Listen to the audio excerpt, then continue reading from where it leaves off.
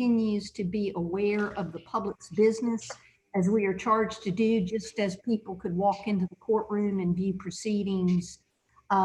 We make them available on this specific channel. It then goes away when it stops filming as soon as we conclude the hearing. Understood. Ms. McCauley, are you ready to call Mr. Fountain? Yes, Judge. Your Honor, the state calls Kevin Fountain. Okay, Mr. Fountain, where I can see it, please, sir, would you raise your right hand? Mr. Fountain, do you swear or affirm that the testimony you're about to give will be the truth, the whole truth, and nothing but the truth? I do. Okay, you can put your hand down. All right, Ms. McCauley, he's with you, and if you would ask him, please, to state his name and spell it, please. All right, Mr. Fountain, good morning. Could you please state and spell your name for the court? Yes, my first name is going to be Kevin. It's going to be Kevin. Middle name James, James. Last name Fountain, Fountain. Okay. And Mr. Fountain, how old are you? I'm 35. And what is your highest level of education? College. Did you graduate? I didn't. What did you study? Accounting. Okay. I wanted to go to be a lawyer. Well, you might want to after this. There's still time. There's still time for you. Mr. Fountain, what kind of work do you do? I do sales and marketing. So I do road shows inside Costco. So I travel with Costco. Well, really, I'm contracted through Costco. Like, you know, when you go in there, you see different vendors and stuff like that. So I work for Zwilling, which is a knife company. Okay. And how long have you worked for that vendor? Yikes. Yeah, it's been years. Okay. It's been years. Okay. And how do you know, or do you know Conrad Fambro? Yes, that's my significant How do you know him? He's your significant other. How long have you guys been together? 2 years. 2 years. Okay. And do you know someone by the name of Darius Stroud? Is that Rico? Is that the yes. I believe that's, so or yes, someone by the Rico. name of Rico. Yeah. Yes, me and Rico were really good friends. Okay. And how long did you know Rico for? Not that long. Not that long. You know how like when you meet someone and y'all automatically like connect and we hung out damn near every day. It didn't become an issue until this person came around. Okay. And when you say this person, who are you referring to? The I don't even know his name. Ronaldo. Okay. And when did you meet Ronaldo? I don't remember Ronaldo. Ronaldo said he remembered me from years ago. But like when Rico called me, he was like, I got somebody I want you to see or whatever. And then when I saw Ronaldo, then he was like, yeah, you remember me? Like I was at your house, yada, yada, yada. But I didn't remember it. But, you know, I went on with the flow. And, you know, because everything was cool. It was a cool vibe. So should I go on or just well, let me ask you another question. So when you met Ronaldo, when you were introduced to him through Rico, when was that? Ooh, probably, I want to say probably a month or two before this incident, because I believe he just came home from jail then. Okay. So would that be accurate to say probably like October, November of 2019? Yes. Okay. And when you had been friends with Rico, you said that you saw him almost every day.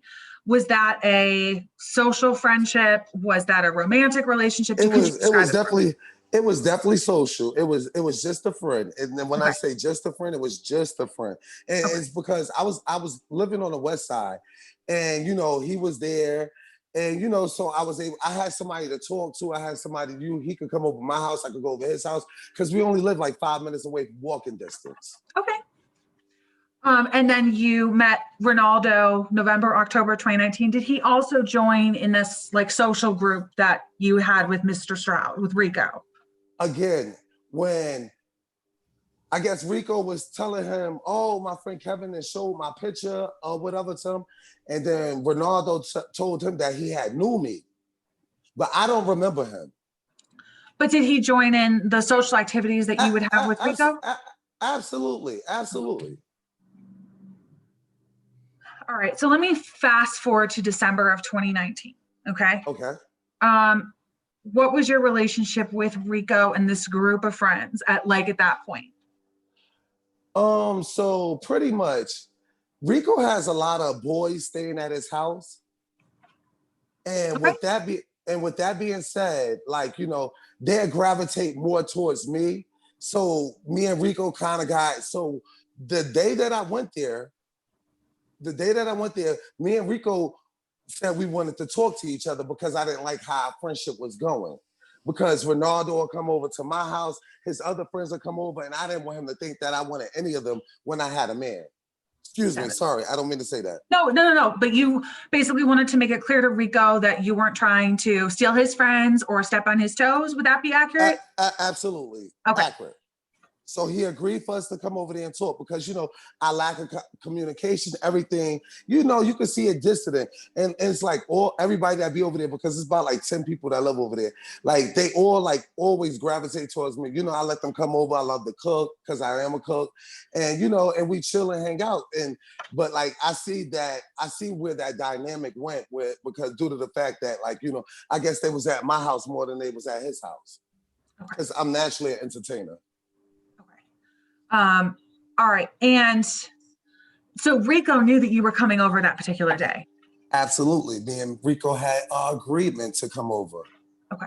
So he was expecting you. Yes, he was. Did you, was this set up via text, via phone call, via social media? I believe it was text or phone call. Okay. I believe it was text or phone call. And so what happened was. Well, let me ask you a question, Mr. Fountain. All right. Sorry. It's all right. You're all right. So, you agreed to come over there? Yes, ma'am. You went over there. Did you go over there by yourself or did you go with somebody else? I was by myself. Okay. By himself. Okay. Did you have a female friend drive you over there? No. Okay. So what happened when you went over there? So again, I'm gonna have to plug this phone up. So because I really can't hear it on the regular speaker. It's 10%. All right. So pretty much when I got there, like I stated in our previous conversation, all his friends kind of gravitate towards me. So when they felt like Rico wasn't treating them right and stuff like that or whatever, everybody had come and talked to me. So while I'm over there, I'm like, everybody might as well just put everything out. So you went over there to kind of air the issues between the whole group. The whole group, yeah. But that wasn't really the main reason why I went there.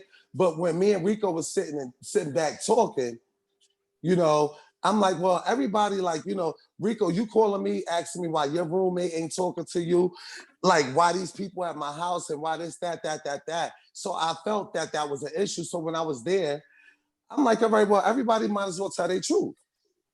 Okay. So when you came, let me ask you this question, Mr. Fountain. Okay. When you went and you were knocking on the front door, were you angry when you went over there? No, I was uber happy to have my friend back. Okay. So you were not frustrated?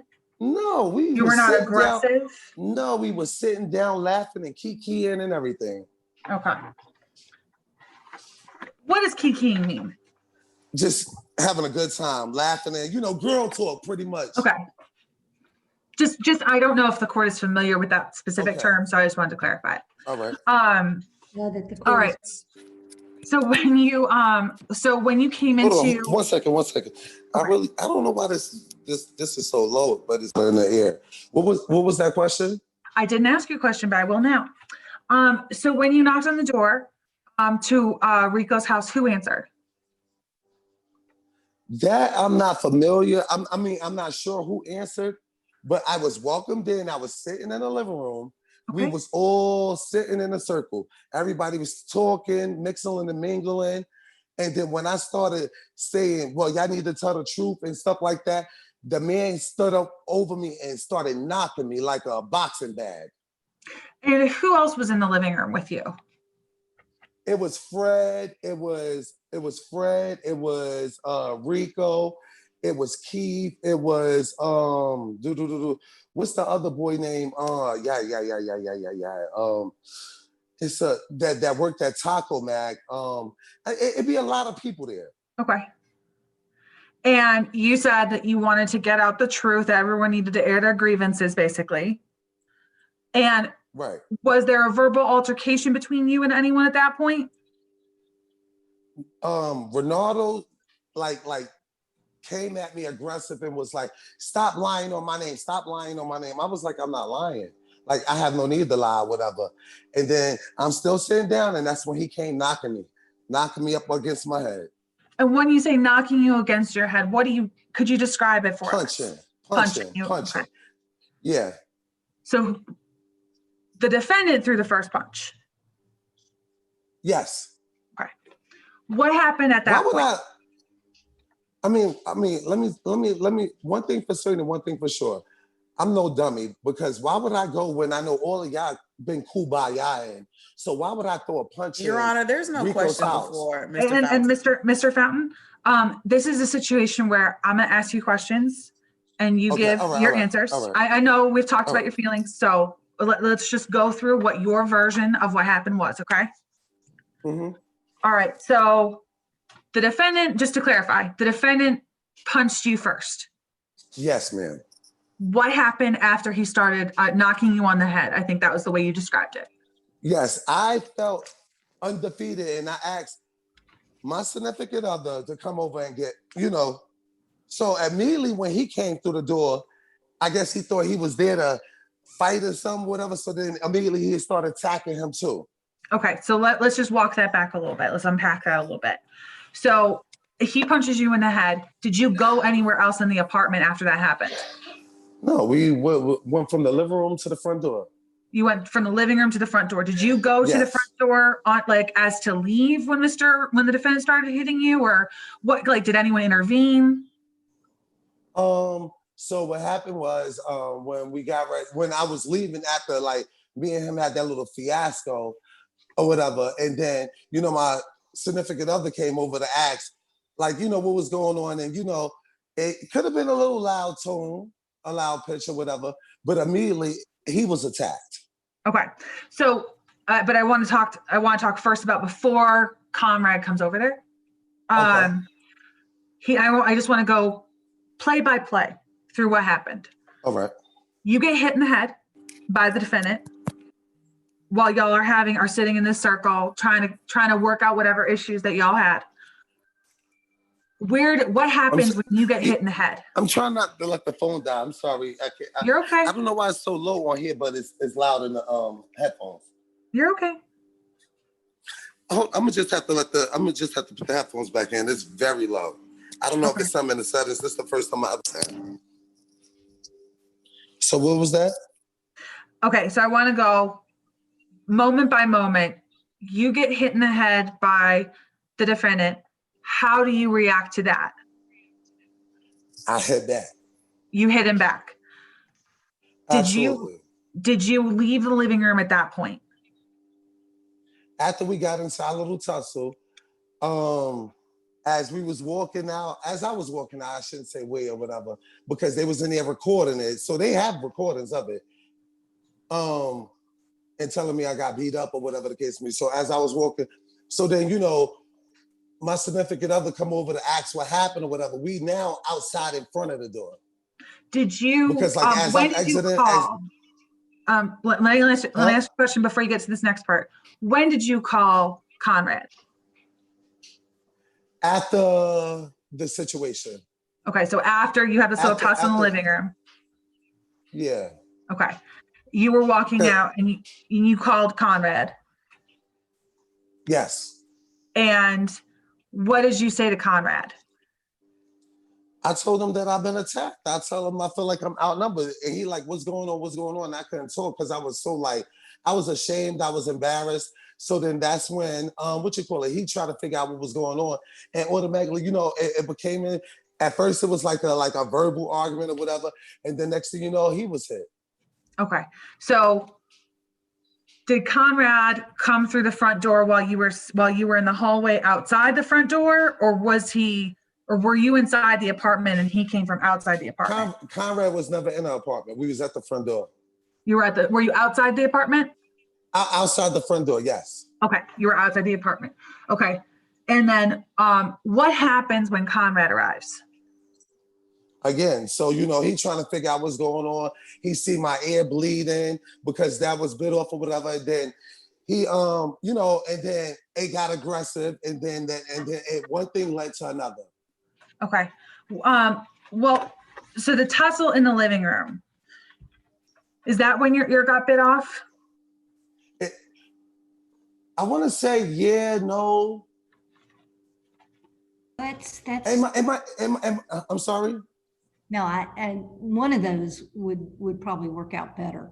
Okay. All right. So, Mr. Fountain, let's unpack what happened in the living room. You get hit. You hit back. Do the blows continue between you and Mr. Gordon?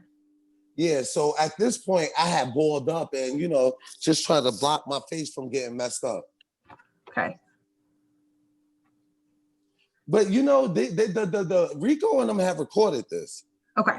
Because they posted it on Instagram, so the video should be there. Okay, but I want to hear from you what you remember, what you experienced. Okay. Mm-hmm. So you block your face from getting hit. I balled up. Yes. Okay, you balled up. Was anyone else that was in that living room when you got there that was part of this discussion? Did anyone else get involved in the fight at that time? No. Okay. Just you and Mr. Gordon? Yes. Okay. Did Rico try to separate the two of you at any point? No, not at all. They always laughing and recording. Laughing and recording? Yes. Okay. And when did you stop getting hit by the defendant? I'm not sure. I was very traumatized at that moment, because I felt embarrassed. I don't know, and that's when I was upset and had called, come get me, come help me, and I'm not sure. I cannot say. I don't know how long it went on. It didn't go on for that long. Okay. And then you were outside the apartment. Mr. Fambro shows up. Yes. Okay. And when you were outside the apartment, by the time you made it outside the apartment, your ear had been bitten off at that point? It probably got bit. If I'm not mistaken, I didn't even know my ear was bit off. Okay. I really didn't. And he was like, you bleeding. I never even knew my ear was bit off. So at that point, when I knew my ear was bit off, that's when I had called 911, but they said they called first. Okay. So you're outside the apartment. Mr. Fambro comes up and he says, you're bleeding. Yeah. Okay. I mean, it could have been blood from somewhere else. I told you I had folded up because I got beat up. Okay. Yeah. Either way, you were bleeding, but when Mr. Fambro showed up. Yes. Okay. And what happened once Mr. Fambro showed up? It started off as a conversation, but the conversation was yelling and screaming. And then I can't even say who, what did the first swing or any of that or whatever the case may be. But then it was a whole unnecessary something that could have really been summed up in a nutshell. It became a mess. It was a brawl. It did. Yeah, it became too much. Okay. And this was people who were inside the apartment then came out? Yeah, everybody was out. They recorded it, everybody was out. Everyone was out. We was in front of the door, yeah. Okay. And then at what point did you and Mr. Fambro leave? Probably I want to say it was less than 5 minutes as we had exit, because I'm trying to see. I had it was a female that brought Fambro over there. I'm trying to see which female brought her over there. I'm trying to think. I can't think off the top of my head, but it was one of Conrad's female friends. No, probably one of both our friends. One of both of your friends, but you just can't remember who it was. Right, because they always tell me not to go over there because there's always trouble. And she didn't get out of the car? No. Okay.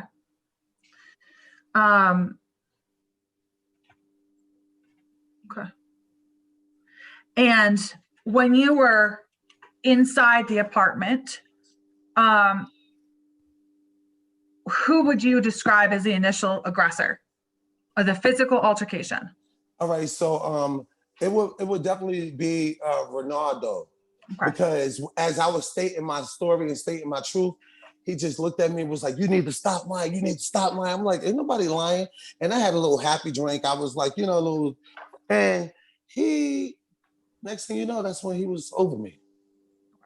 Because I was telling the truth, and he wanted to tell them that I was lying, because he had I was like, if that's supposed to be your boyfriend, my friend that looks like a girl was doing him. So I guess that's what offended him. Okay.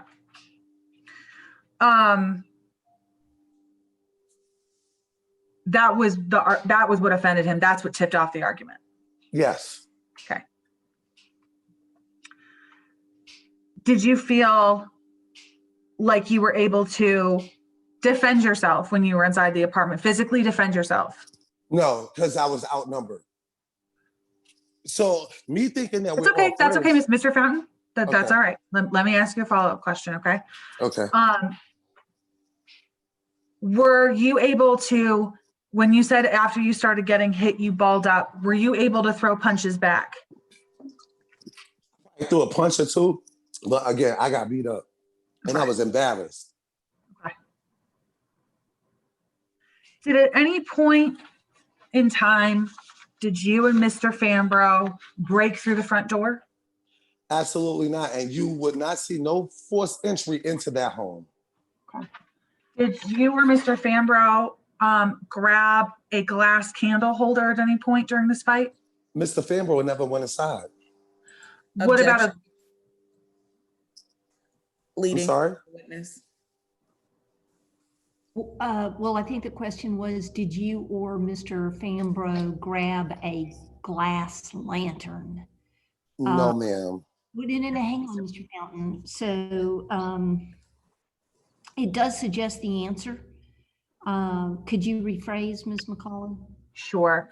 Mr. Fountain, did Mr. Fambro go inside the apartment? No, they didn't even let him inside because Keith was standing at the door. Okay. Keith was standing at the door. Yes. Okay. And Keith was actually the one trying to stop everything. Okay. And did you grab any decor items from inside the apartment? What was that? Did you grab any? Hold on. You said, what was that? Sure. Did you grab any decor items, like anything inside the apartment, and use it as a weapon? No. Action, leading. Well, it was more general than the last one. It was. Did you grab any decor items? Might suggest the answer. Can you rephrase one more time, Ms. Sure. Mr. Fountain, did you utilize anything as a weapon during the fight other than your physical body? Absolutely not. If I would have used something as a weapon, the marks would have been there. Okay. What about, did you see Mr. Fambro use anything as a weapon? No, because Mr. Fambro never got inside the door. And he didn't come with a weapon? No, he did not. Okay. There was no weapons involved. Only weapon involved was his teeth on my ear. Okay. And Mr. Fountain, did you observe during this fight, if you had an opportunity to, any bleeding, scratches, or bruises on the defendant? Absolutely not. I even saw him when I was leaving out the hospital for them to bring me to jail, and they had him in a straitjacket because of whatever he did to the police, and I still ain't see no bruises. Okay. And you were also charged, correct, Mr. Fountain? Yes, I was. Okay. And what were you charged with? I think simple battery and kicking through a door. Okay. And then when the police came to pick me up, that's when they saw me bleeding and everything. They was like, oh no, we got to go back over there. Okay. All right. Okay. Thank you very much, Mr. Fountain. Ms. Hawkins is going to ask you some questions, okay? Okay. All right. Any cross-examination, Ms. Hawkins? Yes, Your Honor. Thank you. Sorry, my throat's a little dry. Hi, Mr. Fountain. How are you? I'm doing just well. This is Wendy Williams. That's good. My name is Janie Hawkins, and I am Mr. Gordon's attorney, and I have a couple questions to ask you. All right. On December All right. 30th, I got the phone to my ear. I'm not trying to be disrespectful because I can't hear it like through the speaker unless I have that phone on. Oh, no, that's totally fine. On December 30th, 2019, you didn't live at 806 Magnolia Way in Atlanta, correct? No, neither of us lived there. Who is neither of us? Me, Conrad, nor that boy because he just got out of jail. That was Rico's apartment. But to your understanding, that's where he stayed. Yeah, yes, correct. Okay. And you said that Rico lived there, and Rico is Mr. Darius Strode, right? I believe so, yes. Okay. So you said that night y'all were all hanging out at the place where Mr. Gordon was staying, correct? Correct. And y'all were just talking. Yes. And the purpose for you coming over was to get everything out Correct. because it's like, I'm sorry, go ahead. Because it was like all Rico friends gravitated towards me. I let them come to my house. I let them hang out. I let them eat everything, you know? So I didn't want Rico. Well, me and Rico had like slowly but surely drift from our friendship because I guess his friends was over by me more than they were by him. So I'm like, we're not talking. I'm like, we're not talking like that. We're not, we're not the same that we used to be. I was like, I want to have a sit down and talk with you. And I was like, who they? He was like, everybody. I was like, all right, cool. Even down to his roommate. His roommate would come stay at my house because of whatever the situation they had going on. So you agree that on December 30th, you didn't have the same type of friendship with Rico that you did previously? Yes, I agree. So you guys weren't, talking as much. You weren't interacting as much. You weren't coming to his house as much, correct? Correct. So you decided on that day that for whatever reason, that day was going to be the day that everything was put out in the air. That's not how it happened, but I'll let you go ahead. It's a yes or no question. No, because that wasn't the intention. Everybody was bringing attention towards us, and I wanted to get everything off my chest so I could get my friend back. But the purpose was to go over there and get everything. To have a sit down, and that's what he agreed to. Okay, so you go over there with the intentions of having a conversation about all of the issues that it's going on, correct? Yes. And were you happy? You weren't happy about all the issues, were you? I mean, I was feeling good. I was happy due to the fact that I was able to actually, interact with my friend. I didn't go over there on no malicious, no none of that or whatever, because it seemed like in the midst of this conversation, everybody was like pointing a finger at me, but everybody running to me. So you're upset that people are being fake. It's not that I'm upset. I'm just telling them that y'all need to tell that man the truth. Okay. So you wanted whatever truth that what you believe to be the truth to come out. Well, I can't believe nothing that was told to me or why people was coming to my house. I'm sorry, say that again. I can't believe nothing that was told to me because you said my truth. So I can't make up a story. You can't tell Mr. Gordon's truth, can you? You know what? I can. The reason why he got upset once again, is because he was sleeping. I'm sorry. Can you, Judge? Can you direct the witness to answer the question that I asked him? Mr. Fountain, the question was, you can't tell Mr. Gordon's truth, correct? Absolutely, I can't tell his truth. I can't.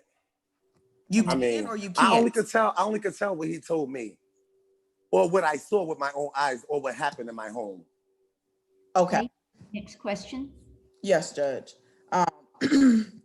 So you coming to the house to clear the air led to a verbal altercation. Because he stated that I was lying, yes. but it led to a verbal altercation. Yeah, I was like, I'm not lying. You need to stop lying. And that's when it led to a fist. So you got upset because he I thought, never he got, said why would that. I get, why? I don't Can I have finish no my need. question, please? All right. Yeah, go ahead. You got upset because You're not going to tell me I got upset because I didn't care because none of it had nothing to do with me. you just said, I'm sorry if I heard you correctly, and Okay. I might not have, but I never you were said I got upset upset. because he said you were lying and you weren't lying. I said I got upset. I don't think so. I think you Okay. heard that incorrectly. Okay. The record will show what the record will show as to what was said. So you jumped in Mr. Gordon's face after you called him a liar, correct? After you called Okay. him what? A liar. I jumped in his face after I called him a liar. That was my question. I don't agree to that. And then you I put was sitting down. We were all sitting down during the whole time. He stood over me. You didn't stand over him? You didn't jump in his face? No, Okay. You didn't initiate contact with him, no, but you did initiate the conversation, correct? I did. Okay. Because that was the reason, that was the purpose of me coming over there, so everybody could get everything out. But you wanted to get everything out with Rico, correct? It has something to do with the whole circle because everybody comes to me telling me stuff that they should be telling him when they live over there. I don't. And it was causing, like, for me and Rico not to be as cool as we were. But your conversation was intended for Rico. You didn't know that everyone else was going to be a part of this. No, Rico told me everybody was there. I was like, well, Okay. perfect. So, yes.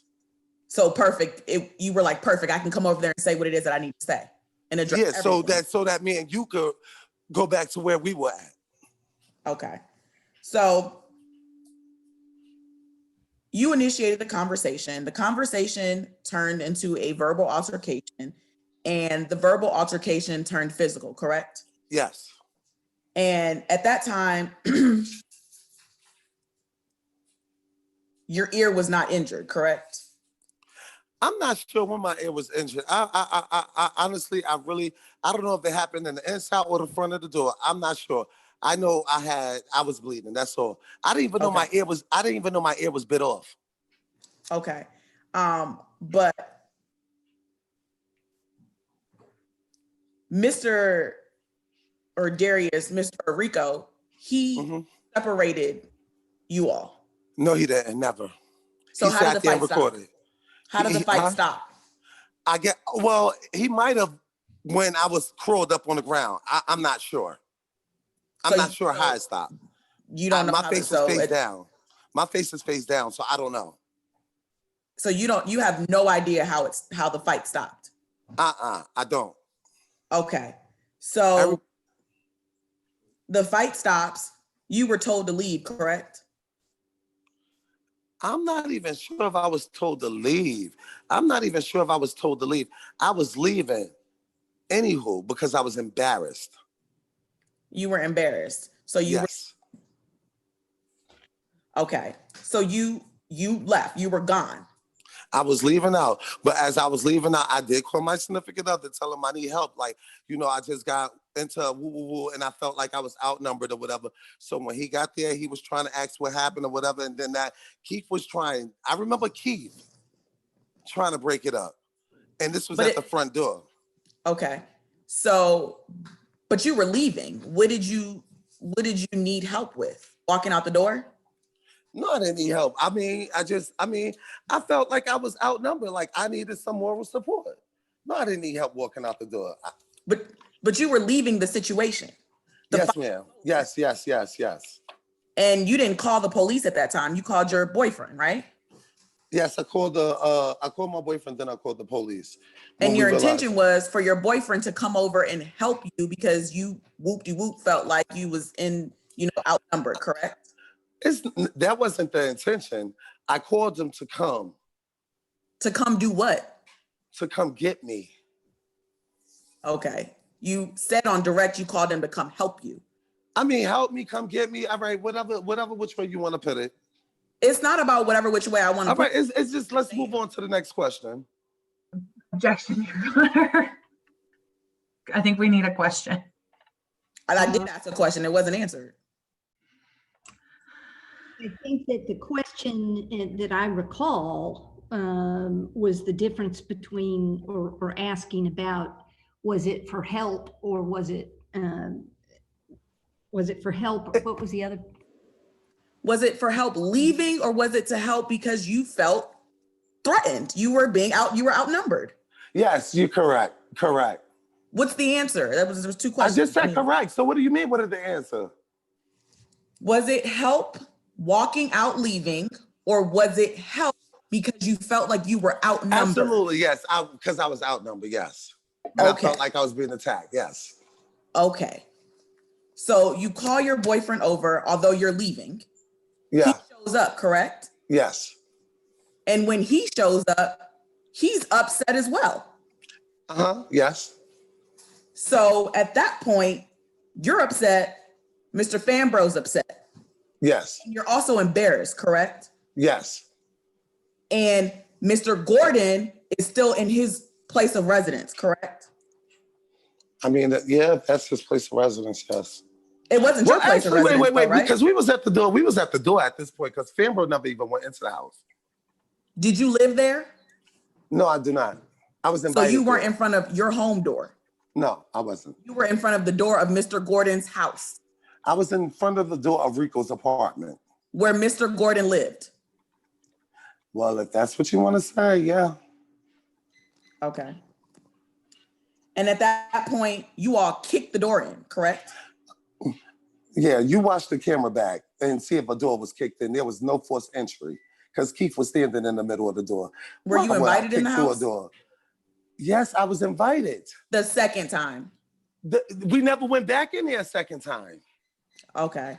So you didn't you didn't go into the house, you and your... No. Okay. You didn't knock everything off the wall? No.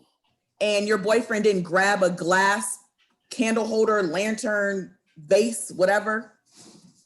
No, Fambro never even made it into the apartment. Keith stood in the middle of the door. He stood in the middle of what? Of the doorway. He stood in the middle of the doorway. So there's a door that has two panels. Keith stood there Keith was the only person that tried to diffuse the situation. Okay. So do you see that a door was kicked in? I'm a big boy. I see that. Wait, hang on. Let's let the lawyers ask questions and the witnesses answer them. So Fambro is standing, you say, in the middle of the doorway. No, not Fambro. Keith was standing in the middle of the doorway. So me and Fambro was on one side, Keith was in the middle, and that's when Ronaldo was on the other side, and if we was all arguing or whatever, and then that's how the altercation got started back up again. Never went back inside the house. Okay. But you were asked to leave initially. I can't recall that. Okay.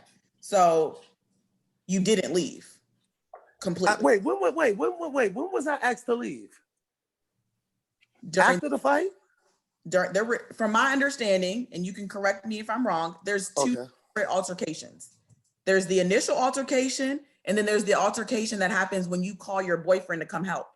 Okay. So with that being said, I don't recall being asked to leave because I was going to leave anywho. But you weren't, because you called your boyfriend back. But I was outside. Objection, argumentative. While it may have had the tone of argument, I think the factual content was fair. So can we get a question though? Can it be in a form of question? Okay, so why don't you rephrase, Ms. Hawkins? Okay, you weren't trying to leave because you called your boyfriend back, correct? Why wouldn't I want to leave if I just got embarrassed? They recorded me, posted it on Instagram. Why didn't you leave? I was leaving so I don't have to be asked to leave. And as I was leaving, my boyfriend was coming up. Because you called him to. Because I called him, I already said that though. Okay. And then a second altercation ensued, correct? I don't even want to have this conversation. Like this is traumatizing for me to rehash this. My ears messed up. And then a second altercation ensued, correct? The second altercation, what we had spoke about, Keith stood in the middle of the door. It was back and forth, back and forth, back and forth. Everybody was going back and forth. And then I can't tell you who threw the first swing or any of that. You can't tell me who threw the first swing. I don't remember. I was traumatized. I don't know. Okay. I don't know. I was embarrassed. I don't know. I can't tell you. I can't sit here and lie. Okay, that's fine. But it became physical at some point, correct? Excuse me? It became physical at some point, correct? Yes. Okay.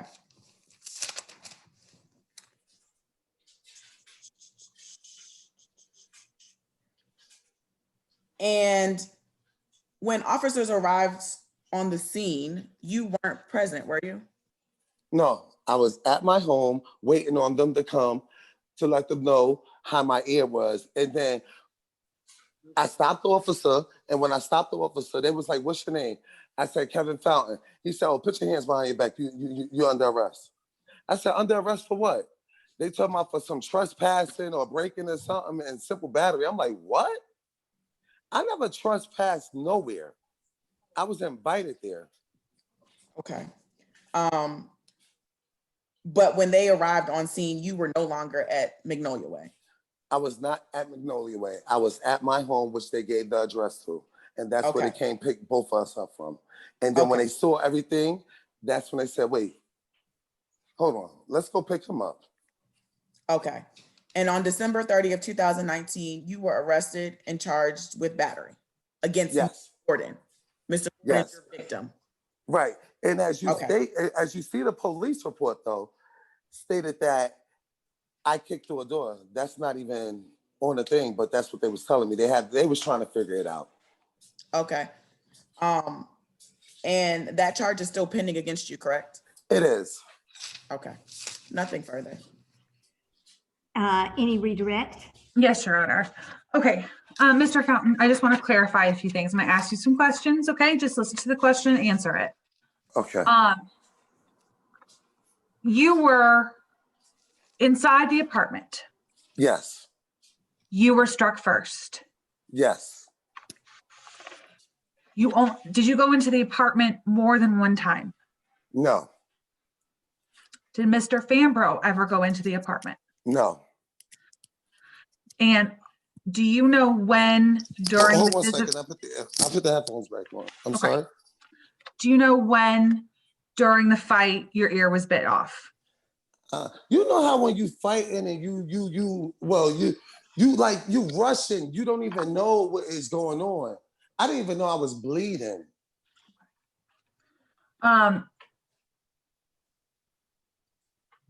And did you ever kick a door in? No. Okay. All right. And did Mr. Fambro ever kick the door in? Did you see him kick the door in? No, because if the door was kicked in, you would see the imprint in it, or it would have been off the hinges.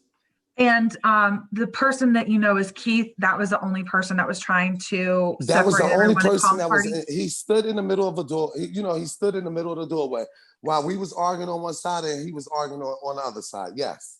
Okay. All right, I don't have any further questions. Thank you, Mr. Brown. Any recross on that, Ms. Hawkins?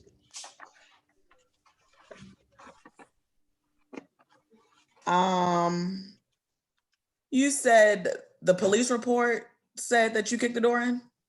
It's something about trespassing or kicking the door in or something like that. Because when the police came pick me up, because they had to go back and finish the report, it was like a back and forth something. And yeah, they pretty much said that we was trespassing and we kicked the door in and for fighting or whatever. I'm like, kick the door in? Like, what door was kicked in? Nothing further, Your Honor. Okay, Mr. Fountain, at this point, sir, I appreciate very much your testimony, and I'm going to ask you if you can either just remove yourself from the call. Basically, what I'm going to do at this point is stop the hearing and go into some other things because we only get a certain amount of time. All right, that's perfectly fine. I have another, Judge, I have another witness. Yeah, I know, and I'm going to address that in just 1 second. Okay. Mr. Fountain is excused. Thank you. Mr. Fountain, right. don't hang up the phone because Mr. Fambro is still muted, okay? All right, yes. Okay. All right. So remove myself from the call. So I leave, right? Leave, yes. All right. Sorry. Okay. Ooh, that shit just out of me. Did you ever go in the house and pick up an object like this? Shit stupid. I'm gonna go ahead and mute. Your that. Honor, this is the exact reason as to why I did not want them in the same place testifying. Okay.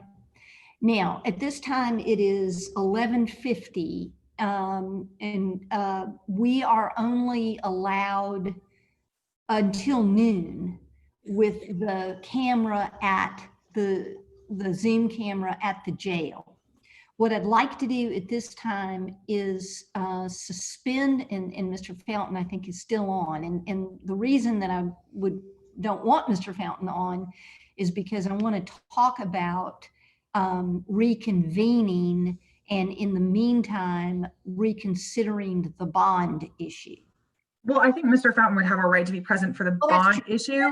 You know, as soon as I said that, I realized that.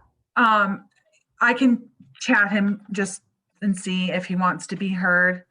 And Your Honor, I know we have other matters. We have Mr. Gordon right here. I can ask him if he waives his physical presence to allow me to readdress bond. That way he can leave the camera and you can address your other matters. Right. I'm gonna let's just give Ms. McCauley a second to do two things at once.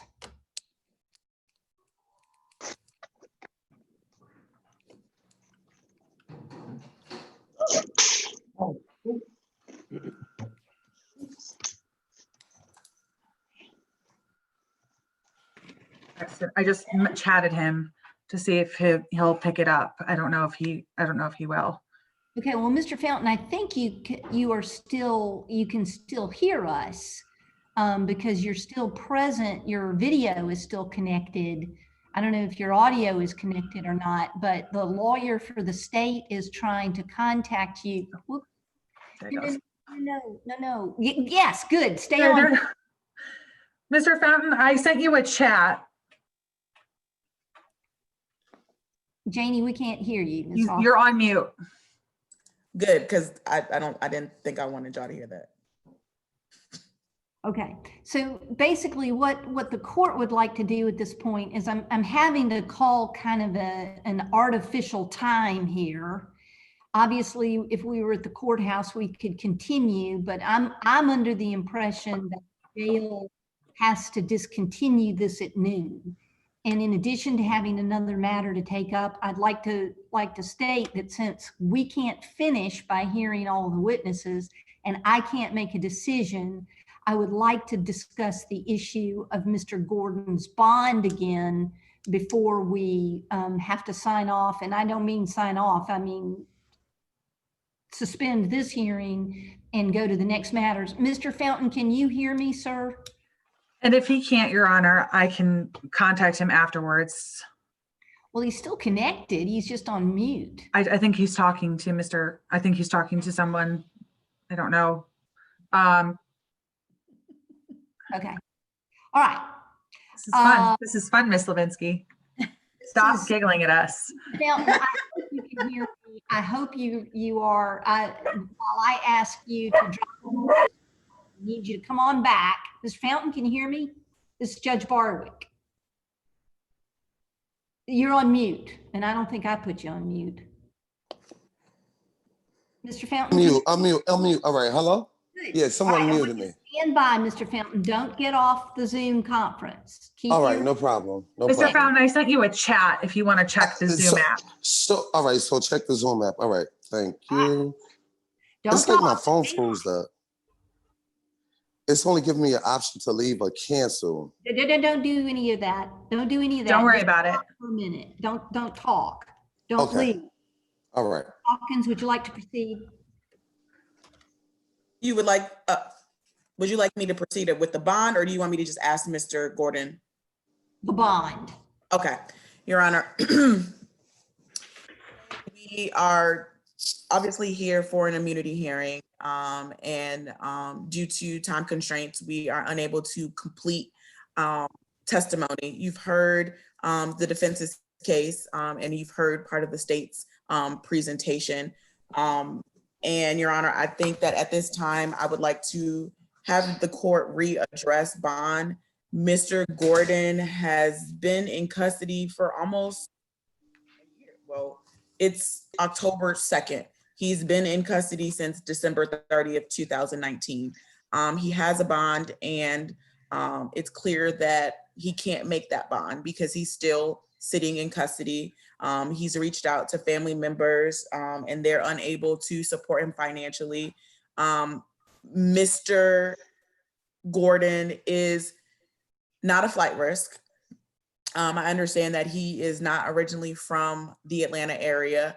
However, he's been here for some time. He has ties and connections to the city of Atlanta, Your Honor, and he was working here. He was living here. So he has at least a small support system here. He doesn't have a criminal history, Your Honor. I believe that he does have a first offender. He's on first offender for a case he picked up, I want to say the end of 2009 or mid 2019, but he hasn't been adjudicated guilty. So I believe under the Georgia guidelines, he's not a convicted felon. So he doesn't have any criminal history, or he doesn't have felony criminal history, I'll say that. I don't believe he is at a risk of intimidating witnesses. Mr. Fountain, I feel like you've been able to see who he is. I think he's not a man of intimidation, but I also don't think that Mr. Gordon wants to even carry on any sort of conversation with Mr. Fountain, and I think the feeling is mutual. And Your Honor, you can direct Mr. Gordon not to have any association with Mr. Fountain, as I'm sure, well, you already have in your current bond. I'm just asking that we give Mr. Gordon a signature bond so that he can bond out. We can continue this hearing, and he's able to help me better defend him from being out of custody, Your Honor. And not only is he running the risk of catching COVID-19, I believe he's already been exposed. He's been quarantined once before, and he has an autoimmune deficiency. He is HIV positive, Your Honor. And his risk of getting sick and his sickness leading to something further than, just contracting COVID is much higher. So Your Honor, I'm asking that you reduce his bond to a signature bond and allow him to report through pretrial services. It could be the top reporting requirements, but as long as he's able to sign his own bond. All right, State. Yes, Your Honor, as the court has already determined that a bond is appropriate, the state does not have an objection to the bond. I have spoken with Mr. Fountain, or Mr. Fountain has spoken with Ms. White previously, and he did not object to a bond. I think given what occurred, and I don't believe that Mr. Fountain would attempt to contact Mr. Gordon in any way, nor do I think that he wants to have any contact with him. While I do think that Mr. Gordon is at risk of intimidating potential victims and witnesses given the social proximity between all the parties, but I understand he already has a bond. Lauren, I missed what you said. You said it so fast. Sure, sorry. Given the social proximity of the parties, I think he does pose a risk of intimidation of victims and witnesses. However, he does already have a bond, and the state is not going to overlook that. Indigency should not be a reason as to why someone has to stay in jail because he cannot post his bond. I think it is appropriate that he be released to pretrial services level 3, which is the highest level of reporting. The state would like a curfew. I understand that Mr. Gordon was employed previously at Starbucks. Given that the hours of Starbucks are typically about 5 a.m. to 9 p.m., that would be an appropriate curfew, would be 9 p.m. to 5 a.m. Mr. Gordon is to have no contact with Mr. Fountain, with Mr. Fambro. He is to stay away from their residence, and he is to avoid any potential interactions. If Mr. Gordon is at the grocery store and Mr. Fountain arrives at the grocery store, Mr. Gordon needs to be the one to leave. And the state is also conscious of the medical issues that Mr. Gordon does have. And I think that it is appropriate, given the coronavirus pandemic, that a pretrial release bond be considered. All right, at this time, now listen, Mr. Gordon, can you hear me, sir? Yes. Okay. Yes, ma'am, I hear you. Mr. Gordon, a lot of things have been said today. We haven't finished. There are other people to testify. There's other testimony to be considered. There's other cross-examination to be considered. What we've been talking about today can raise anger. This is going to be up to you, Mr. Gordon, to absolutely, positively not reach out to either Mr. Fambro or Mr. Fountain, to not go near Mr. Fountain or Mr. Fambro. Don't have any social media contact regarding them. Don't have any emails, texts. Don't have anybody else do for you what I'm forbidding you to do. I do believe that a pretrial release is absolutely appropriate in this situation, but it can be undone just as rapidly as it is being done. This is on you. This is not on everybody else. This is on you to not have any contact with these people. I am going to do pretrial bond on the basis of the amounts that we did before, but he will be able to do this through pretrial services at level 3, which is the highest level of reporting. He will have a curfew from 9 p.m. to 5 a.m. And this is the most important part, not the most important part, it's the second most important part. In view of the fact that you are from another state, you have children in another state, you are absolutely positively not to leave the state of Georgia. Do you understand? Yes, ma'am. Okay. Any questions you want to ask me about any of that? No, man, I'll stay away as far as I can. I will not have any associated with him at all. I understand everything completely. Okay. Anything else before we adjourn? And please remember, everybody, we're going to have to pick a time when we can resume this hearing. Can I speak? Your Honor. Do you have anything to say about the bond, Mr. Fountain? I don't have anything to say about the bond because at the end of the day, it is what it is. But what about the hospital fees? Mr. Fountain, we'll talk about that. That's an issue for disposition. This is only dealing with all right. Oh, So, no, you're fine. right. We'll talk about it. Fountain, And Your Honor, for your participation today. Yes, Ms. Hawkins? can you just advise Mr. Fountain that although he's no longer under oath, he testified in a hearing today, and his significant other is also a listed witness.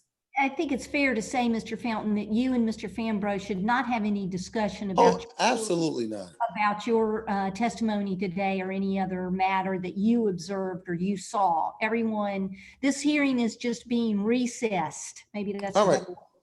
All right, then correct. I agree. Subject to sequestration, meaning you can't talk to other people about what you testified to. Is there anything further? Nothing from the state. All right, we'll get that paperwork done as soon as possible. Thank you very much. And now we need Mr. Baker, if we can get him. Thank you, Mr. Gordon. All right, thank you. Thank you, Your Honor. Thank you, Ms. Hawkins. You're welcome. Your Honor, Yes. may I please be excused? I think that Janie should have to stay as a hostage. I feel like I have been a hostage long enough. Just as Ms. Levinsky had to watch. Okay, you're right. Fair judge. Have a great weekend, please. That's okay. For that hearing, you could sell tickets. But I believe that Ms. Hawkins, I'm going to let you excuse yourself and please work on getting better this weekend, okay? Thank you, will do. Okay. I'll see you all later. Bye. Whew. Oh, thank you. Thank you.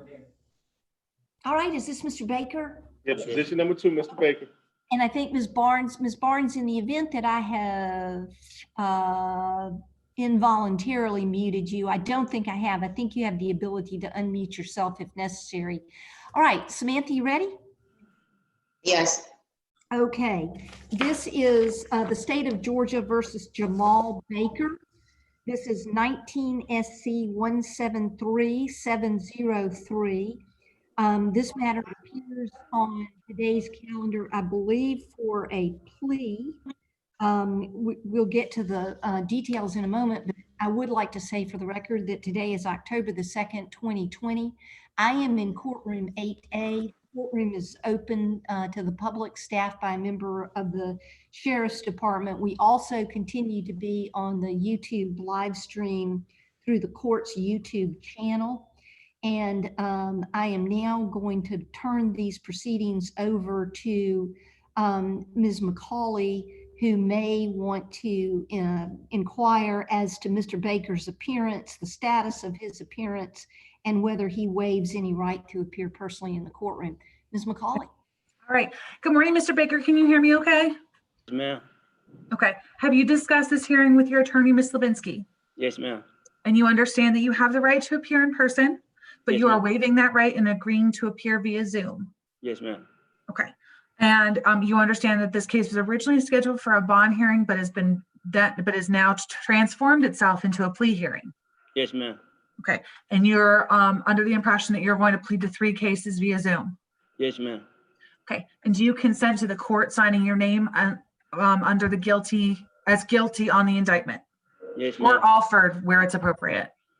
Yes, ma'am. Okay. Thank you very much. Ms. Levinsky, have you discussed today's proceedings with your client? I have. And are you satisfied that he's a full understanding that he's waiving his right to be present in the courtroom and appear via Zoom? I am. Okay. And do you also consent to the court signing your name on the indictments? I do. All right. Thank you, Ms. Levinsky. Your Honor, the state is... My understanding is we're pleading to 2 of the indictments. Correct. I just disposition on 3 cases. I'm going to read it out from the email chain that we had back and forth. Great. And Judge, the state is satisfied that both defendant and his counsel have waived their presence and are waiving waive their right to sign the indictments, and the state does not object to the court signing the name of its representative on the indictment as well. Okay, and at some point, thank you very much, Ms. McCauley. At some point, I will need the other numbers as well. Yes, Your Honor, I can get them for you. Thank you. It's just going to take me a minute. It's 3 cases, so. I've got them. No, the Odyssey is running real slow, but if you want to give them to the court, that's fine. 18 SC 160733 and 18 SC 159228. Great. Thank you very much. All right, and as we are proceeding, Your Honor, I'm just going to put this on the record so it does not get confusing. On 18 SC 16073, the state is moving to null pros that case in light of these 2 pleas on the other 2 cases. Okay. As to the case ending in 18 SC, hold on, gotta go back to it. 18 SC 15922. 8228. 228. The state is agreeing that case will be pled as charged, and we are agreeing to a sentence of, hold on, I'm getting to the email. Just want to make sure that's very, very clear. 10 years to serve, 3 years community time served with the balance to be probated, with all credit for time served to be on the indictment, because Mr. Baker has served 2 periods of incarceration that total over 500 days. The defendant is asking to be treated as a first offender. The state has no objection on 228 for him to be treated as a first offender. As to 19 SC 173703, the defendant is entering a offered plea to counts 9 and 10, reduced to criminal damage in the second degree, with a sentence as follows: 5 years to serve 2, cumulative time served, with the balance to be probated. The state will be joining 18 SC 159228 and 19 SC 173703 for the purposes of recidivist. And to enable Mr. Baker to take first offender on both cases. Which is why we join them for recidivist. Thank you. Okay. All right, thank you. Yes. All right, Mr. Baker, could you please raise your right hand? Do you swear and affirm that the testimony you are to provide is the truth, the whole truth, and nothing but the truth, to help you under penalty of perjury? Yes, ma'am. Thank you. You can put your hand down. Mr. Baker, could you please state and spell your first name? Jamal and Baker. All right, Mr. Baker, how old are you? 19. How far have you gone in school? I made it to the 10th grade. I was Okay. trying to get my GED. Okay. And are you going to plan to get your GED after you're released? Yes, ma'am. Okay, very good. Can you read, write, and understand the English language? Yes, ma'am. Are you at this time under the influence of any substance or medication that would prevent you from fully understanding what you're doing here today? No, ma'am. Is there any medication that you normally take that you've not had today? No, ma'am. All right. Have you had an opportunity to discuss these cases with your attorney, Ms. Levinsky? Yes, ma'am. And do you need any more time to speak with her? No, ma'am. And are you satisfied with her representation? Yes, ma'am. All right. Mr. Baker, do you understand that you are pleading to 2 cases this morning? And did you understand how I explained it to the judge? Yes, ma'am. Okay. So you understand that on indictment 18 SC 159228, you're pleading to a total sentence of 10 years to serve 3 years, cumulative time served, with the balance to be probated. Yes, ma'am. Okay. So on the count for willful obstruction of a law enforcement officer, that's going to be a 12-month sentence. So that's already done. That's going to run concurrent with the aggravated assault against a peace officer. That's going to be 10 years to serve 3, cumulative time served. Yes, ma'am. Possession of a firearm during the commission of a felony is going to be 5 years suspended to run consecutive to any other counts. That's count 3. That's count 3. This is all in the 18 case. The 228? Yes. Yes. And then the theft by receiving stolen property, that's going to be 5 years to serve 3 years, cumulative time served, and that's going to run concurrent with the aggravated assault. And what concurrent means, it means that it's going to run at the same time. Okay. Yes, ma'am. All right. And then on the 19 SC case, you're understanding that you're only pleading to counts 9 and 10, and that's being reduced from criminal damage to property in the first degree to criminal damage to property in the second degree. And that's going to be 5 years to serve 2, cumulative time served. And that sentence is going to run at the same time as the other sentence. So they're both going to run together. Yes, ma'am. Okay. And the 18 SC case, theft by receiving stolen property, that's being null pros, it's being dismissed. Okay. Yes, ma'am. All right. You understand all that? Yes, ma'am. Do you have any questions about that? No, ma'am. All right. Do you understand? Has anyone forced, threatened, or otherwise made you plead guilty to any of these charges? No, ma'am. Do you understand that by pleading guilty today, you're giving up a number of rights? I'm going to list those rights out for you. And at the end, I'm going to ask you if you understand, okay? Yes, ma'am. All right. By pleading guilty today, you are giving up the following rights: the right to a trial by jury, the right to have the evidence against you proved beyond a reasonable doubt, the right to remain silent, or the right to testify should you so choose. If you were to remain silent, no one could use that as evidence against you. You have the right to confront and cross-examine the state's witnesses, as well as any other evidence that would be presented against you. You have the right to subpoena your own witnesses. You have the right to compel the production of evidence. You have the right to be represented by an attorney at this trial. If you could not afford to hire your own attorney, you would have one appointed to you at no expense. And should you be convicted, you would have the right to appeal that conviction with the assistance of an attorney. Do you understand those rights? Yes, ma'am. Do you understand that by pleading guilty, you're giving up those rights? Yes, ma'am. Do you understand that if you are not a United States citizen, a conviction in this case would have a negative impact on your immigration or visa status? Yes, ma'am. Do you understand that this is a negotiated plea? meaning the state and your attorney have come to an agreement as to what the outcome of this case will be, and we've made that recommendation to the court. The court is not obligated to accept that recommendation and may sentence you otherwise. If you do not accept the court sentence, you may withdraw your guilty plea and go to trial. Do you understand that? Yes, ma'am. Do you understand that this conviction can be used against you in the future as use of evidence of a similar crime in a future case, for impeachment of your testimony, or to enhance a future criminal sentence? Yes, ma'am. To understand if you have any open cases, suspended sentences, or are currently serving on any term of probation or parole in any jurisdiction, including federal court or juvenile court, a conviction in this case would have a negative impact on those sentences. Yes, ma'am. Do you understand that you have 4 years from today on any felony charges to file what's called a habeas corpus petition, and 12 months from today to file a habeas corpus petition on any misdemeanor charges? Yes, ma'am. And you understand a habeas corpus petition to be a document stating that this plea was not voluntary? Yes, ma'am. And you understand the time requirements that you have to file that? Yes, ma'am. Do you understand if you are sentenced to any term of confinement, neither the state nor your attorney nor the court has any impact on how that time will be determined? That decision is solely made by the Department of Community Supervision and the Department of Corrections. Yes, ma'am. All right. I think that's it. So as to the indictment 18 SC 159228, how do you plead? I plead guilty. As to the 19 SC indictment, are you entering that plea pursuant to Alford versus North Carolina? Yes, ma'am. So you understand that while you are not in fact admitting guilt, this will appear as a guilty conviction on your criminal history. Yes, ma'am. You understand Alford plea to be that you are not admitting guilt, but you understand the evidence and how it would be presented against you at trial, and you believe that is in your best interest to plead guilty. Yes, ma'am. All right. And are you asking to be treated as a first offender? Yes, ma'am.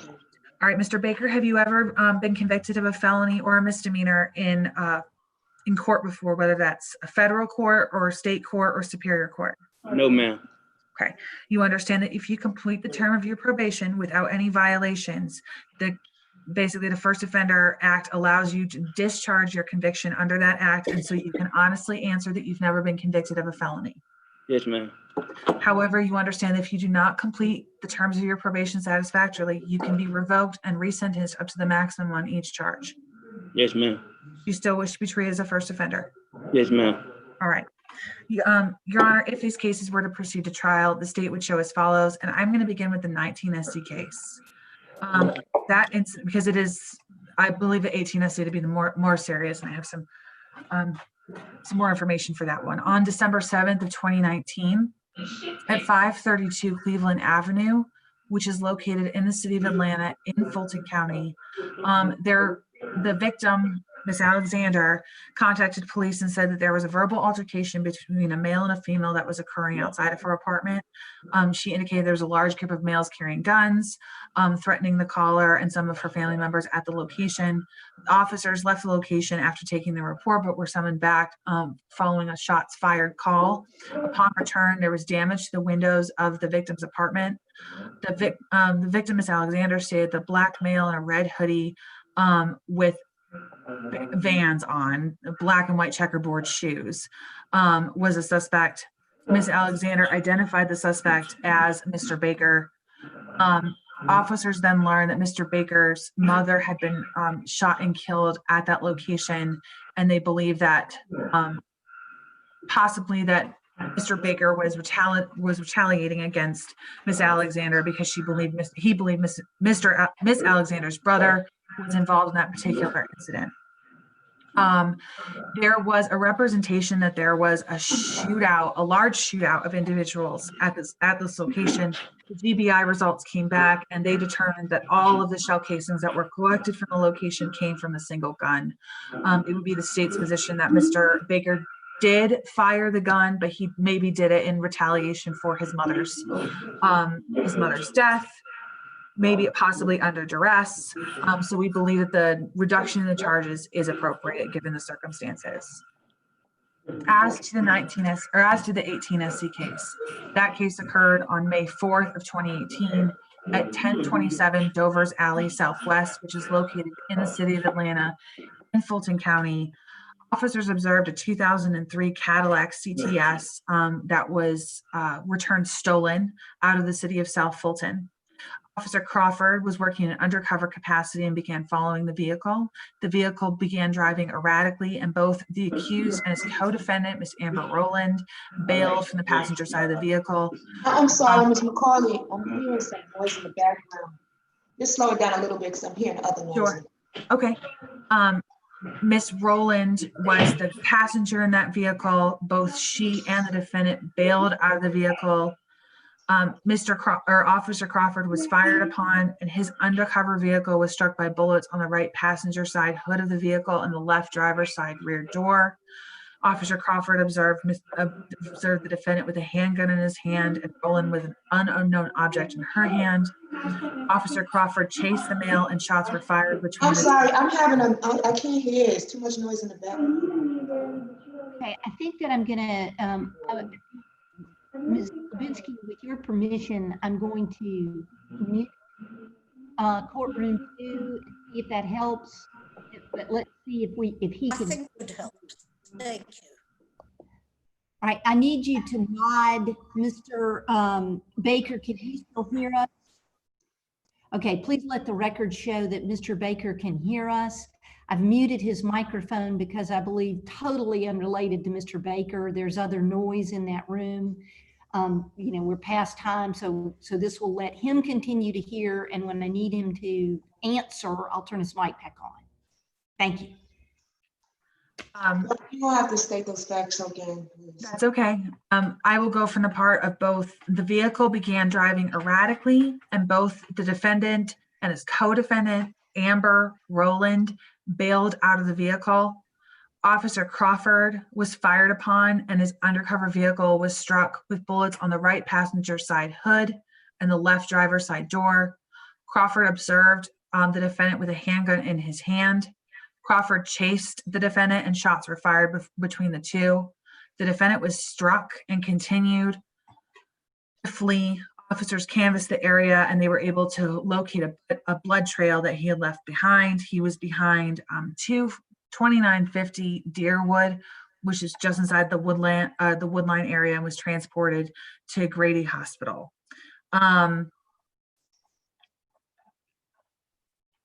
Your Honor, given the amount of time that Mr. Baker has been in custody and the fact that he was shot, the state has determined that this is a fair and appropriate outcome.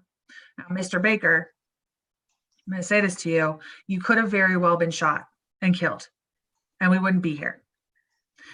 Do not put yourself in this position again. You're getting a break because Ms. Levinsky has advocated for you on your behalf, and there are some other mitigating factors that are here. One, you're 19 years old, and your mother just passed away, and you haven't even started your life. But you could be in a very different position had those factors not appeared. State would be requesting that Mr. Baker obviously not have any contact with Ms. Alexander or any members of her family. Let the judicial system work through the process the way it's supposed to be. Do not take it upon yourself for any sort of vigilante justice that you feel may be appropriate, Mr. Baker. Okay, just stay away from them.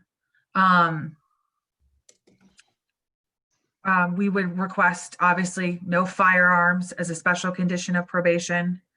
I would like to make it a condition of probation that Mr. Baker attempt to obtain his GED, make a valid effort at attempting to obtain your GED and any higher education that you seek.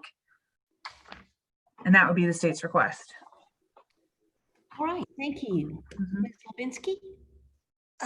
Your Honor, Mr. Baker is now 19. At the time of the May 2018 incident, the 18 SC case, he had literally just turned 17. It was his first arrest. He was shot in the process. All in all, he has spent an awful lot of time in jail, 567 days, if you total the time on both cases. 567 days. He has had literally no time to mourn his mother. This was his first arrest, the 18SC case. I'm told there had been no issues before then. As far as the 19SC case is concerned, the incident involving Miss Alexander, from day one, Mr. Baker has denied any participation in those offences.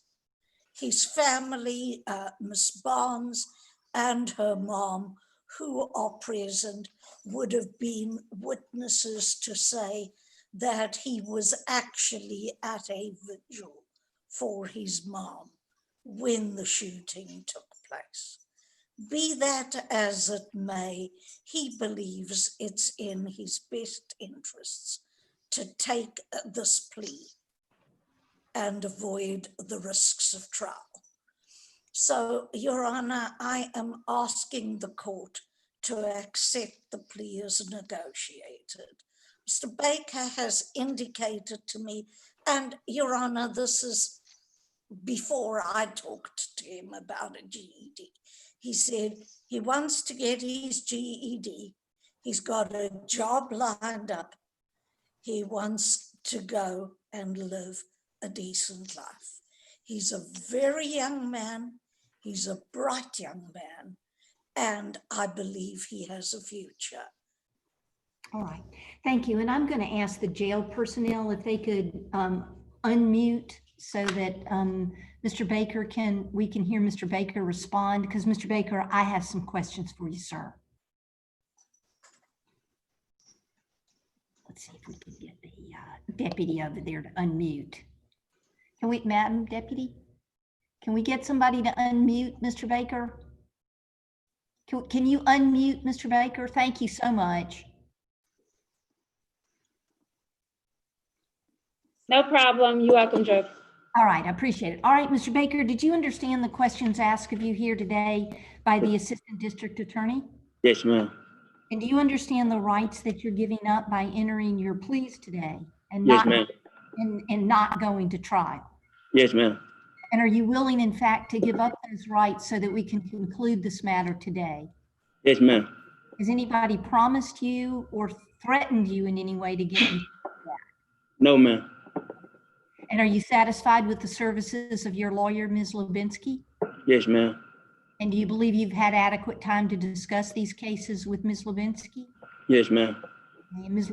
Lubinsky, do you believe you've had adequate time to discuss these cases with Mr. Baker? Yes, Your Honor. And do you believe he knows and appreciates what he's doing today? Yes, Your Honor.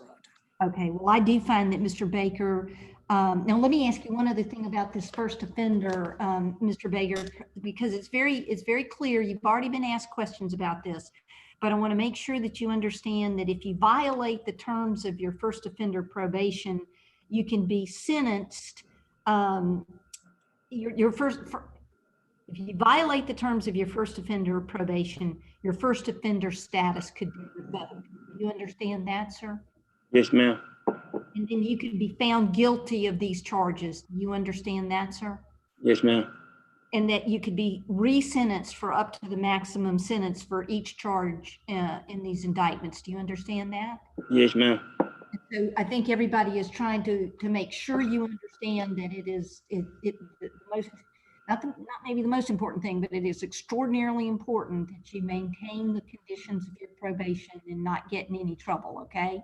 Yes, yes, Your Honor.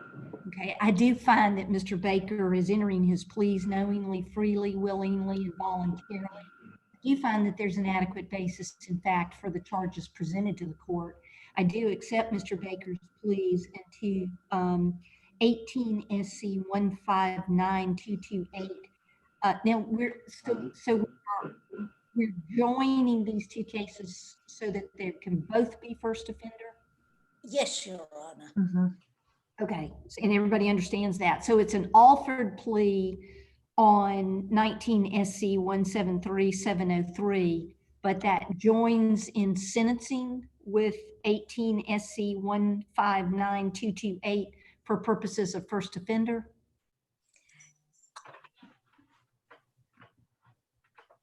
Yes. Yes. Okay. Okay. Well, then the sentence that the court is about to pronounce will be the one negotiated between counsel. So if I say anything wrong, please correct me. On the indictment 18 SC 159228 on count 1, aggravated assault against a police officer, the court hereby sentences you to 10 years to serve 3 years commuted to time served, with credit for all the time you have served, the balance to be probated, and I'll give the special conditions of your probation in just a moment. On count 2, theft by receiving, is that a misdemeanor or a? It's a felony, Your Honor. Okay, so the sentence on count 2, theft by receiving, will be the same as the sentence. Nah, it can't be 10 years, can it? Yes. 5 years? Mhm. Now, okay, sentence on count 2 would be 5 years to serve 3, commuted to time served, balance on probation with the special conditions I'm going to give for a moment. Same sentence on count 3. Does that support 10 years or 5 years? That would be 5 years to serve consecutive suspended. Okay, 5 years during the commission of a felony, or, okay, 5 on count 3 of the indictment ending in 228, the court hereby sentences you to 5 years on the possession of a firearm during the commission of a felony to be served consecutive to the sentences in counts 1 and 2, but to be suspended. Okay, and in 4, which I believe is a misdemeanor, 12 months commuted to time served. Okay, the sentence in count in 19 SC 173703 on counts 9 and 10, which has been reduced to criminal damage to property in the 2nd degree. The court, on both of those, the court hereby sentences you to 5 years, and I wrote down 5 years to serve 2, commuted to time served. That's correct. That's correct, Your Honor. Okay, with the balance to be probated, subject to the same conditions, subject to special conditions that I'm going to pronounce in just a moment. The sentences on indictment ending in 703, the indictment ending in 228 are to be concurrent. Correct. Okay, then in terms of special conditions, Mr. Baker, the special conditions are that you stay away from Ms. Alexander, stay away from her family, that you not own any firearms, possess any firearms, be around any firearms, and that you make every effort to obtain. Yes, ma'am. And counts 1 through 8 are null prost. Or counts 1 through 8 null prost, okay. And then the 18 SC 160733 is null prost. that is correct, correct? That would be correct. Okay. Your Now, first offender. first offender. Yes, the And court. Judge, would it be possible to look at suspending probation fees for a couple of months just to let him get back on his feet? I'm not going to do that, but I do have the following things to say to Mr. Baker and to Ms. Barnes. Ms. Barnes has been on every single teleconference that we've had, and I just want to say to you that you know, it's easy for me to sit here and say, you know, I thought Ms. McCauley did a great job of explaining where we're going now. Yes. But I also want to say, I want to encourage you and Ms. Barnes, again, you as well. It's easy for me to say, look forward direction, put this behind you. But that's what you've got to do. You may be angry that we've had some bond hearings and that I have not taken a position in your favor. That's just got to go. You are 19 and this has got to be forward progress. And Ms. Barnes, I'm going to ask you to do the same thing and help in that regard. This is where it needs to be and it's going to be. And let's work together to get this young man out and moving forward and on the right highway. Okay. Yes, ma'am. We got buy-in on that, everybody? Yes. Yeah, Your Honor, if I may, he could very, very easily have landed up with a 10-year sentence. I think so, too. And I think he needs to say thank you to Ms. McCall for Thank coming to the party on this. Serious. Thank you, Miss McCoy. You're welcome, Mr. Baker. I don't want to see you come back. I want this to be a blip on the radar, and that, 5 or 10 years from now, I only see you because you're an accountant or you're running a record label or you're doing something really positive. You have a good support system. And I am sorry to hear about what happened with your mom. I cannot imagine what the trauma that you've gone through and what that must feel like when you're so young. But you have this family that's been there for you. So I would tell you to lean on them when you need them, as opposed to getting yourself involved in what's going on in the streets. It is very easy to get into that. It is very easy to fall into that. But you have to put yourself on a pedestal and say that I'm not going to do that anymore, that you're going to take your life into your own hands. Yes, ma'am. Okay. All right, thank you much. And I'd also like to thank jail personnel for hanging in there with us. We're going to get this paperwork processed as fast as we can, everybody. So thank you, everyone, for your patience. Thank you. I'm going to again. I just checked. Thank you. That Ricky Bennett still hasn't been accused. Will it be accused today? Oh, yes, Ricky Bennett. Yes, we are working on it. We are having some Odyssey issues. Brasher canceled his calendar, but yes, we are working on getting Ricky Bennett, Kevin Cameron, and I actually have Antoine Haley to deal with as well. Yes, there's the dismissal on that. And the misdemeanors is on a calendar for the 8th. Thank you. Okay. And Jenny, if for some reason I've let Shelley know what my issues are with dealing with Odyssey with the 2 cases, but if there's any further issue, I will let you know. Thank you. Thank you very much, everybody. Thank you. Thank you guys so much from me and my mom. Thank you. Thank you guys very so much. You're welcome. Take care of him. You keep him out of trouble. I will. Okay. We will. Okay, guys. Good outcome. Thanks. Thank you, everybody. I don't think I'm in charge of this, so we may be signed off involuntarily